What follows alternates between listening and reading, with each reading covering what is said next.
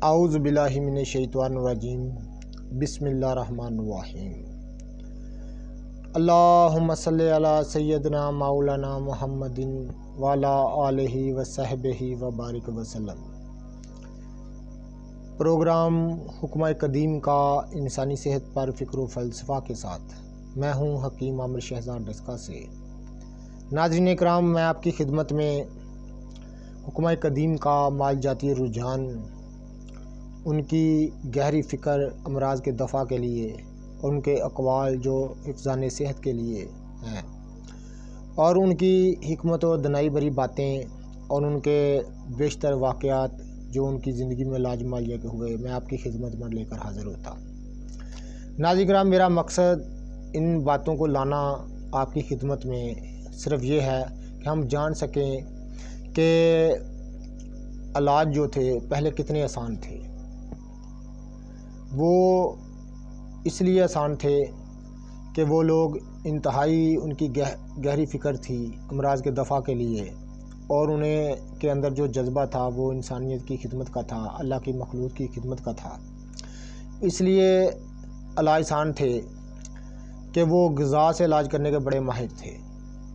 یعنی حکیم سقراط کا قول ہے کہ جو طبیب دوا سے کم اور غذا سے زیادہ کام لے وہ اعلیٰ درجے کا طبیب ہے۔ یعنی یہ لوگ ہمارے لیے مشعل راہ ہیں، یہ راستے کی روشنی ہیں، چراغ ہیں۔ ان کے جب نقش قدم پر ہم چلیں گے تو بہت ساری امراض کو دفع کرنے میں کامیاب ہو سکتے ہیں، اور وہ بھی غذا کے سے، یعنی غذا سے۔ غذا کا مفہوم یہ ہے کہ ناظرین کرام، میں جیسے ایک حکیم جو جسمین جبریل کا آپ کے سامنے واقعہ عرض کر چکا ہوں، وہ جب منصور کے سامنے حاضر ہوا تو اس نے اس کے علاج کے لیے کسی دعا کا سہارا نہیں لیا، بلکہ تخفیف غذا پر اس نے انحصار کیا، اور صرف 3 دن میں منصور کو شفائے کلی ہو گئی۔ تو ناظرین کرام، ان بیشتر میں پچھلی نشستوں میں بہت سارے نام و رتبہ کے واقعات، حالات و زندگی، ان کے مال جاتی واقعات آپ کی خدمت میں عرض کر چکا ہوں۔ تو انتہائی دلچسپ ویڈیو ہوتی ہیں میری، تو اس لیے میں کہتا ہوں کہ میرا چینل سبسکرائب کر دیں، بیل آئیکن کو دبا دیں، تاکہ ہر نئی آنے والی ویڈیو کا نوٹیفیکیشن آپ کو ملتا رہے۔ تو ناظرین کرام، جو اس نشست میں ذکر کرنے جا رہا ہوں، میں حکیم ابن جمی کا ذکر کرنے جا رہا ہوں۔ انتہائی قابل انسان تھا اپنی زندگی میں۔ اس کو یہ نسل یہودی تھا اور مصر کا مشہور طبیب و فاضل عالم تھا۔ یہ اپنے مذہب کا عالم بھی تھا اور مشہور مصر کا طبیب تھا۔ تمام علوم میں دستگاہ کامل رکھتا تھا، فن طب میں مجدانہ نظر رکھتا تھا، مال جات اور تدبیر مرض میں اس کا پایہ بہت بلند تھا۔ یعنی مال جات اور تدبیر مرض میں، یعنی یہ جو تدبیر مرض ہوتی ہے نا، یہ علاج کا ایک خاص ذہن ہوتا ہے طبیب کا، تو اس کو تدبیر کہتے ہیں۔ خاص اس کا نظریہ ہوتا ہے کہ جب وہ مریض اس کے پاس آتا ہے تو وہ جانتا ہے کہ اس کو کس طرح اس مرض کو کس طرح دفع کیا جائے، کس طرح اس پر کنٹرول کیا جائے، اس کو تدبیر کہتے ہیں۔ تو وہ صاحب تصنیف ہے، اور اس کی تصنیف کردہ کتابیں اعلیٰ درجے کی مانی جاتی تھی۔ یعنی جو اس نے کتابیں لکھیں، تصنیف کہتے ہیں کتاب کو لکھنے کو، تو جو اس نے لکھیں تو اس زمانے میں اس کی کتابوں کو اعلیٰ درجہ حاصل تھا، یعنی انتہائی قابل انسان تھا۔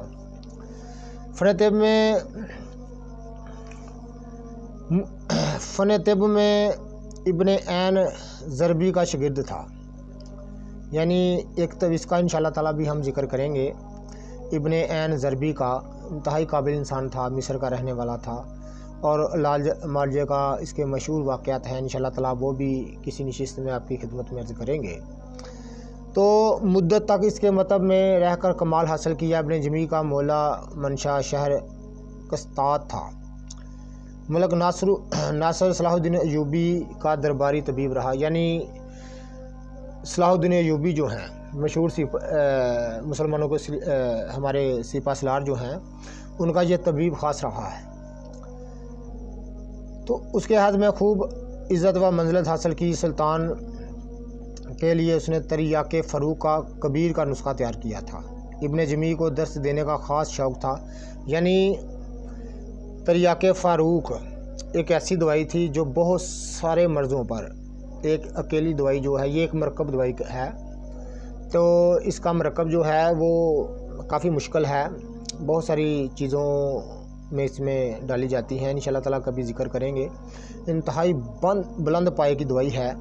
اس دوائی سے بہت سارے امراض کا دفع کیا جاتا تھا قدیم دور میں، تو پرانے دور میں تو یہ اس نے صلاح الدین ایوبی کے لیے، سلطان صلاح الدین ایوبی کے لیے تریاق فاروق کبیر کا نسخہ تیار کیا تھا۔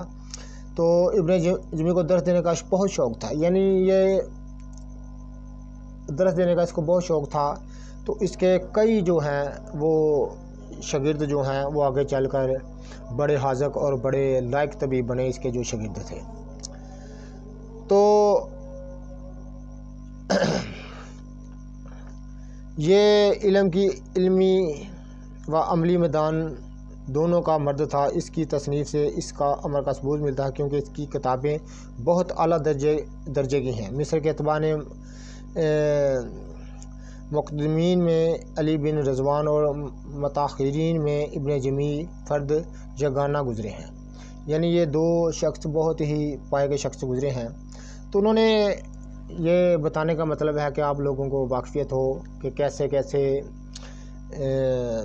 گوہر تھے لوگ اس دھرتی پر، کیسے کیسے زمین پر کیسے کیسے لوگ تھے، کیسی کیسی اللہ تعالیٰ نے ان کو فضیلت بخشی ہوئی تھی۔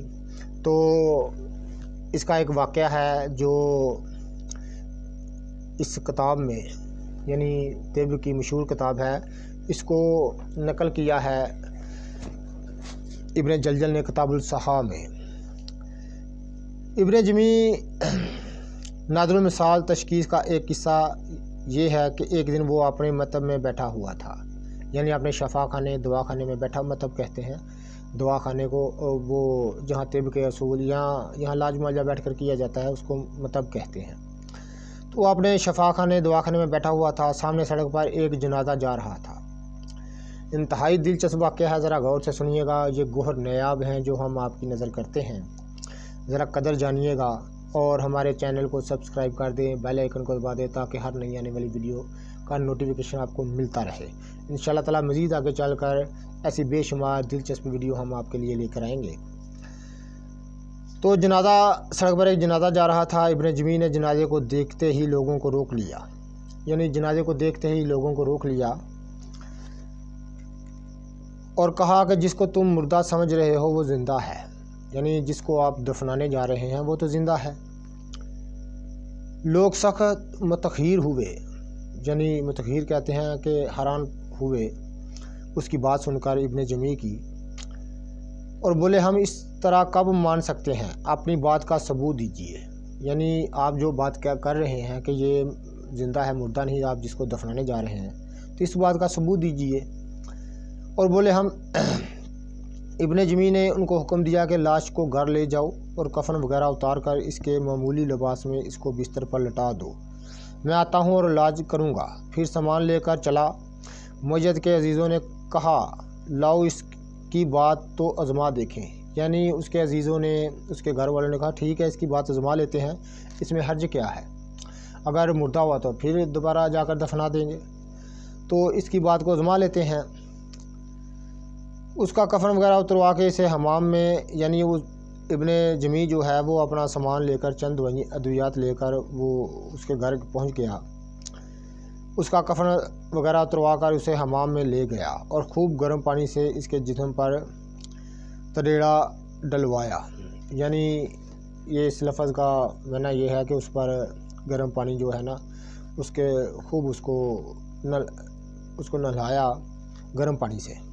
تھوڑی دیر میں مردے کے جسم میں حرکت پیدا ہوئی، تھوڑی ہی دیر میں مردے کے جسم میں حرکت پیدا ہوئی اور چند ادویات کے استعمال سے وہ تندرست ہو گیا، یعنی پھر حرکت پیدا ہوئی تو ابن جمی نے کچھ چند ادویات اس کو استعمال کرائیں، تو جس میں یہ ख़ास طور پر ذکر آتا ہے کہ تریاق فروغ کا اس نے استعمال کرایا تو وہ تندرست ہو گیا۔ ابن جمی اس علاج سے اتنا مشہور ہوا کہ اس کا نام مصر میں ہر شخص کی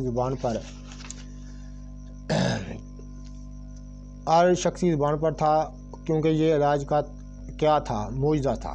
یعنی توبہ نعوذ باللہ، معجزے تو انبیاء علیہ السلام دکھاتے ہیں، لیکن عام عوام کی زبان سے مشہور تھا کہ یہ علاج کیا ہے، ایک معجزہ تھا۔ ابن جمی سے کسی نے دریافت کیا کہ لاش کو دیکھ کر تم نے یہ کیوں کر پتہ چلایا کہ اس میں جان ہے؟ ابن جمی نے کہا کہ میت کے پیر پھیلے ہوئے ہوتے ہیں، یعنی میت کے پیر پھیلے ہوئے ہوتے ہیں، تو میں نے اس لاش کے پیر سکڑے ہوئے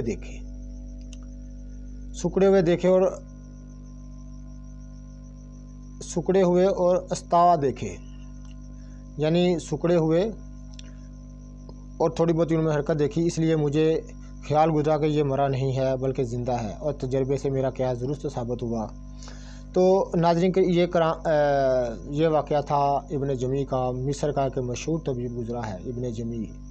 اس کی جو تصانیف ہیں وہ جلیل القدر مانی جاتی ہیں، یعنی جو اس کی کتابیں ہیں وہ اس دور میں دستیاب تو نہیں، لیکن پچھلے اتباع کرام ان کتابوں کا ذکر کرتے ہیں۔ وہ کہتے ہیں کہ ابن جمی کی جو تصانیف ہیں وہ اب انتہائی جلیل القدر مانی جاتی تھی، ان کی بڑی قدر نگاہ سے اس کو دیکھا جاتا تھا، تو اس کے علاج معالجے کے جو رجحان تھا اس کا وہ بڑی قابلیت رکھتا تھا۔ تو ناظرین کرام، اس طرح کے مزید واقعات ہم آپ کی خدمت میں لے کر حاضر ہوں گے، اور ان کے بعد انشاءاللہ تعالی جو عالمگیر امراض ہیں ان پر تفصیل کے ساتھ آپ سے بات کریں گے۔ تو ان اتباع کرام کی جلیل القدر تصنیف سے انشاءاللہ تعالی ان کی کھوج لگائیں گے کہ ان کے علاج معالجے کا طریقہ کیا تھا، وہ کس طرح ان امراض پر قابو پاتے تھے۔ مثال کے طور پر کالا یرقان ہے، اور سابی کمزوری ہے، بے اولادی ہے، معدے کے جملہ امراض ہیں، اور بہت سارے امراض ہیں جن پر وہ قابو پاتے تھے، اور ان کا طریقہ کار کیا تھا، وہ ان کا جو فکر و فلسفہ ہے، ان کی گہری فکر کو انشاءاللہ تعالی جانیں گے ان کی جلیل القدر تصانیف سے۔ تو اس لیے میں کہتا ہوں میرا چینل سبسکرائب کر دیں، بیل آئیکن کو دبا دیں، تاکہ ہر نئی آنے والی ویڈیو کا نوٹیفیکیشن آپ کو ملتا رہے۔ انشاءاللہ تعالی مزید دلچسپ واقعات اتباع کرام کے میں آپ کی خدمت میں لے کر آیا کروں گا، ان کے معالجاتی واقعات جو ان کی زندگی میں ہو گزرے ہیں اور تاریخ میں سنہری حروف سے لکھے ہوئے ہیں۔ تو انشاءاللہ تعالی میں ان کا سلسلہ نشست در نشست آپ کی خدمت میں لے کر حاضر ہویا کروں گا۔ میری ویڈیو کو شیئر کیجیے، لائک کیجیے گا، تو انشاءاللہ تعالی اگلی نشست میں ملیں گے تو مزید نئی کسی واقعہ کے ساتھ اور نئی کسی تشریح کے ساتھ۔ اللہ حافظ۔